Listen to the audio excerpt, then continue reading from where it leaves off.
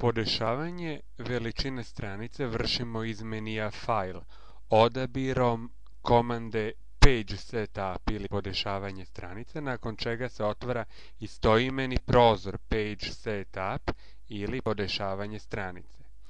Ovaj prozor na vrhu sadrži tri kartice, Margins ili margine, Paper ili papir i Layout ili položaj.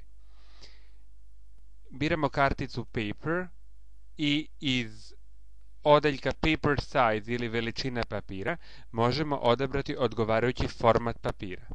Format papira koji mi koristimo za štampanje najčešće jeste format A4, širine 21 cm i visine 29,7 cm.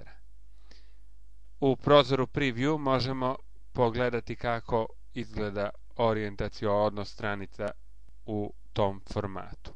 Nakon toga kliknemo na dugme OK.